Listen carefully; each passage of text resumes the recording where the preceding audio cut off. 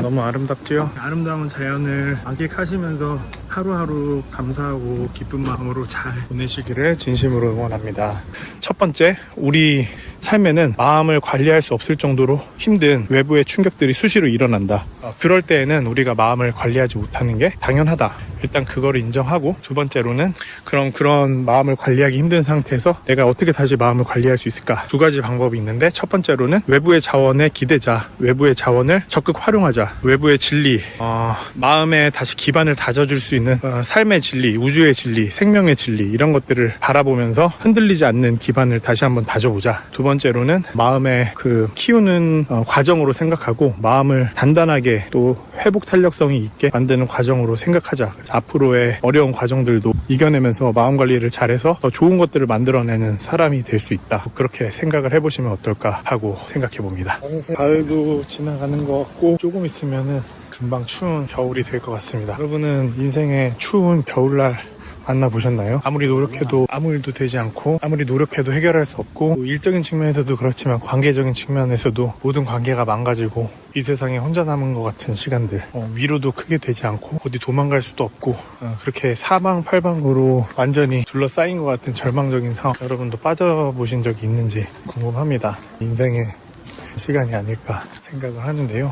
그런 시간에 여러분은 어떻게 문제를 해결하시는지 궁금합니다. 가장 위험한 상태가 되는 거는 우리 마음이 무너진다는 것 같아요. 마음이 무너지다 보면 건강도 무너지고 삶의 많은 부분들이 무너지게 되거든요. 우울증에 빠지기도 하고, 배인 기피증에 빠지기도 하고, 어떻게 보면 자살 충동에 시달리기도 하고, 내가 왜 사는지 도대체 그런 근본적인 질문들에 둘러싸여가지고 사실 누구에게 털어놓을 수도 없고 정신 나간 것 같은 그런 시간들이 있잖아요. 그럴 때 어떻게 마음을 관리할 수 있는지, 성공한 적도 많고 실패한 적도 많으실 것 같아요. 저도 똑같습니다. 저도 성공한 적도 많고 실패한 적도 많고 극복한 적도 있고, 극복하기 전까지 많은 시간을 막 진흙탕에서 뒹굴면서 정신 나간 사람처럼 지낸 그런 시간들도 많이 있는 것 같습니다. 솔직한 이야기인데요. 여러분은 어떻게 마음을 관리하는지 한번 돌아보고, 또 저 스스로도 그런 힘든 상황이 있을 때, 마음이 무너질 때 어떻게 마음을 관리하는지 잘 생각해보고, 교훈이 있다면 교훈을 얻어보고, 그런 이야기를 나눠보려고 하는데요. 일단 첫 번째 중요한 사실은 힘든 상황에서는 마음 관리가 되지 않는다는 사실입니다. 연인과 헤어졌을 때, 억울한 일을 당했을 때, 꿈꿔오던 수십 년 동안 노력했었던 일이 물거품으로 돌아갈 때, 중요한 누군가를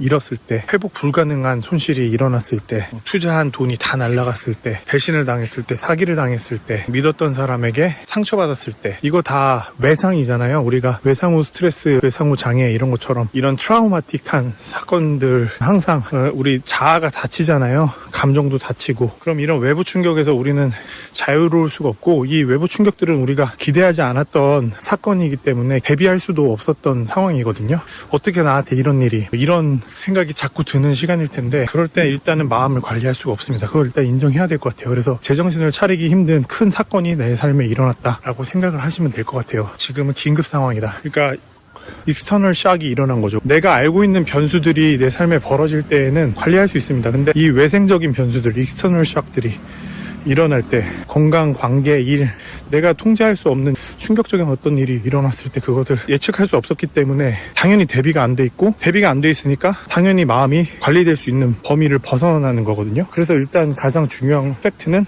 내가 내 마음을 관리할 수 없는 상태다, 인정하는 거라고 생각해요. 그럼 두 번째로 생각해 볼게요. 내가 내 마음을 관리할 수 없을 때 어떻게 다시 관리할 수 있는지. 근데 이게 이제 중요한 문제가 될 텐데, 두 가지 측면에서 이야기를 하고 싶습니다. 하나는 외부의 힘을 빌리는 거고요. 두 번째는 내면의 힘으로 그것을 어느 정도 극복하는 건데요. 두 가지 측면에서 결국 이겨내야 된다고 볼 수 있습니다. 첫 번째는 내 통제할 수 없는 외부 변수로 인해 가지고 내 마음에 충격이 왔을 때, 똑같이 외부의 긍정적인 힘을, 나를 위한 지원, 나를 향한 아군을 활용해서 내 마음을 관리할 수 있도록 내 마음에 자원을 주는 거예요. 두 번째로는 이제 나의 내면의 힘, 내면의 관리 체계를 다시 활성화시키기 위한 건데, 그거는 평소 때 마음 근육이 단련되어 있어야 된다고 볼 수 있지만, 동시에 어려운 속에서도 마음을 다시 일으킬 수 있습니다. 사람은 그렇게 할 수 있는 능력이 있거든요. 그래서 이 두 가지가 동시에 필요하다고 생각해요. 그럼 외부적인 힘은 무엇이 있을까 생각해보면, 첫 번째로는 이제 절대적인 진리, 절대적인 힘, 흔들리지 않는 자원, 흔들리지 않는 불변의 진리, 이런 것들에 돌아갈 수 있다라고 생각해요. 예를 들면 인간이란 무엇인가, 삶이란 무엇인가, 우주란 무엇인가, 신은 어떤 존재인가, 무엇인가? 내가 이 땅을 살아가는 이 존재의 이 의미는 무엇인가? 나는 이 땅에 왜 태어났을까? 내가 살아가는 이 시간의 의미는 무엇일까? 이 시간은 되게 유한하구나. 뭐 이런 온갖 깨달음과 질문들이 나의 생명과 직결된, 나의 운명과 직결된, 나의 시간과 직결된 그런 질문들이나 깨달음들이 절대 불변의 어떤 상황에서도 바뀌지 않는 진리와 관련된 외부적 자원이라고 볼 수 있는 것 같아요. 예를 들어서 저 같은 경우는 진짜 마음이 많이 무너질 때에는 아무데도 의지할 수 없을 때 막 멘붕인 상태가 될 때는 이제 성경을 많이 읽는데요. 성경을 틀어놓는다든지 성경을 읽는다든지 또 생각해보면은 학창시절 때는 성경 말고 또 어떤 심리학 책이나 철학 책들을 많이 보기도 했어요. 어쨌든 간에 인류에게 밝혀져 있는, 주어져 있는 그런 진리들을 탐구하면서 흔들리지 않는 삶의 기반, 생각의 기반들을 다시 다지는 거죠. 예를 들면 내가 정말 불행하게 느껴져. 그런데 어떤 외부적 이야기들을 통해서 나만 힘든 게 아닌구나 라는 걸 알게 된다든지, 혹은 내가 이렇게 힘든 시간을 보내고 있지만 이것도 인생 크게 보면 아름다운 시간의 일부구나 라고 이렇게 생각한다든지, 아니면은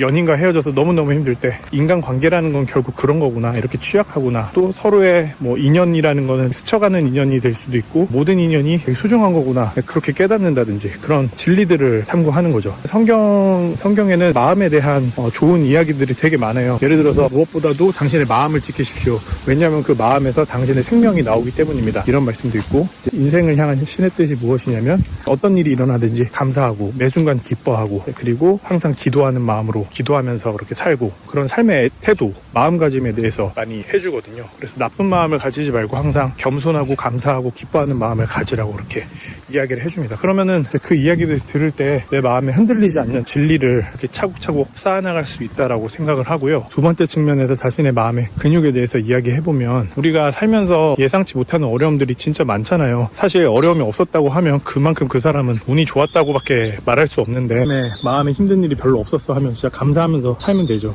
많은 위인들이 절망적인 상황 가운데서 그걸 극복하고 의미 있는 업적들을 인류에게 남겼는데, 그 사람들은 다 마음적으로 그 어려움들을 극복한 사람이거든요. 절망감들을 극복하고 상처들도 극복하고. 예를 들어서 위인전에서 듣는 이야기지만 장애를 극복한 사람들을 먼저 생각해 보세요. 그러면 그분들은 신체적인 장애 때문에 할 수 있는 게 많이 제한됐음에도 불구하고 극복하고 살아가잖아요. 다른 사람들에게 놀림을 받았음에도 극복하고 살아가고, 그분들은 마음의 근육이 자신의 상황들을 극복하면서 단련된 거라고 볼 수 있을 것 같아요. 계속 어려움이 닥쳐왔지만 계속 절망하지 않고, 계속 실패했지만 포기하지 않고, 그런 마음가짐을 계속 가지면서 자신의 마음의 근육을 키워오지 않았나라고 생각합니다. 지금 좀 힘든 상황에 계신 분들은 잘 극복하시고 마음을 잘 관리하셨으면 좋겠습니다. 생각해보면은 저도 마음이 무너지는 시간을 많이 보냈거든요. 여러 가지 계기로 인해가지고 거의 정신 나간 사람처럼 지낸 시간도 꽤나 있었고, 우울증에 빠져서 지내던 시간도 있었고, 죽음을 생각할 정도로 혼자 심각하게 보낸 시간도 있었고, 스스로에게 실망해가지고 나 자신을 비하하고 절망하면서 희망이 없다라고 생각했었던 시간도 있었고, 그 계기는 다양했죠. 연인과 헤어질 때도 있었고, 내 꿈이 좌절될 때도 있었고, 나 자신에게 실망하는 사건이 있을 때도 그랬고, 누군가에게 배신을 당했을 때도 그랬고, 가족의 문제, 가족의 건강 문제, 혹은 나의 환경에 대한 문제, 그런 여러 가지 일들로 인해서 저도 절망하고 마음속으로 우울증에 빠지고 절망감에 빠져서 헤어나지 못하는 시간들이 꽤나 많이 있었습니다. 성경의 되게 좋은 점은 그런 관점을 가지게 해준다는 것 같아요. 내가 너무 미시적인 관점에 갇혀가지고 괴롭게 뒹굴고 있을 때 신이나 우주, 인생, 시간 이런 것들을 생각하게 하면서, 내가 살아가는 이 인생은 원래 짧고 되게 유한하고 허무한 거구나. 하지만 그 안에서 즐겁고 감사하고 사랑하는 사람과 맛있게 먹고 보람되게 일하면서 살아가라는 것이 어차피 신의 뜻이었구나.